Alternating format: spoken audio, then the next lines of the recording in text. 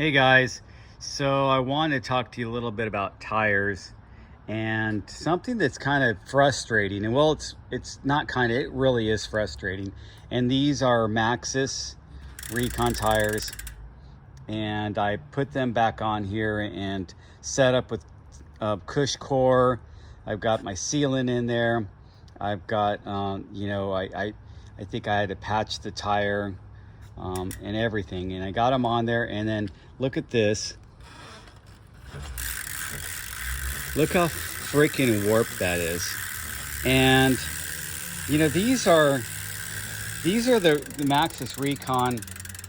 They're the XO. They're not the XO Plus, the regular XO, and they're like $75 tires. They're expensive, and you would think a good company like Maxxis would have a little bit of quality control. And I think I remember them being a little bit warped last time, but they're even more warped. And I've just, I don't use tire levers to mount my tires. I'm really cautious about that. I actually set my tires in the sun. I think I showed you guys a video, and let them heat up so I can, pull them on without having to stretch cold rubber when I'm mounting them. And then I end up getting like that. So they're warped so much that I can't even get them to not rub even when I pull my tire back. And so I patched this tire, and I did a couple things when I patched it. I patched it with a regular patch, and let's face it, patches are just the same shit as 20-30 years ago. They've never advanced that technology with the patches or the glue or anything like that. It's the same old shit.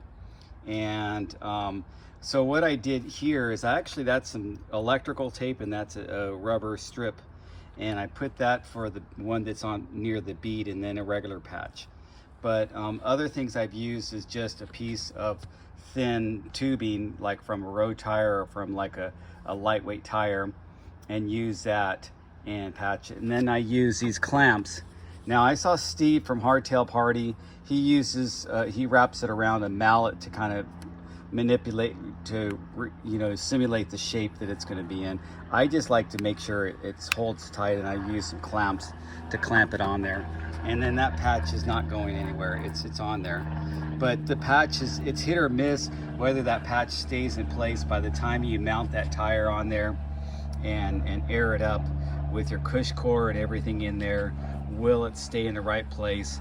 And you would think, well, if it's not exactly in the right place and comes up at a corner, that the sealant will go in there and seal it. But I don't know, somehow the sealant, it seems like it avoids that section and it never goes in there. So I don't know. It's like it's a crapshoot whether it's going to work. But these are some new tires. I've only had you can see they've got plenty of life on them. And I really want to, here's where I marked it on the outside where I knew that it was leaking. And I want to get some more life on them, and at least these are round. They're not going to be the drama that I'm having with the Maxxis and that shitty Recon, that I'm just going to throw that away because it's warped so bad that I can't even get it to, I can't even pull it back. It's all the way back, well, almost all the way back on my chainstay. I put a smaller cog, that's why the chain is drooping like that. But I'm gonna put this tire on there and mount it back up and see how that goes. So I'll follow up, and then as you guys know, I'm experimenting with chainstay length. I'm trying to get some tires tucked further in there and seeing how that makes my bike a little more whippy around the corners and pop off stuff and being able to manual easier. So I'll talk to you guys later.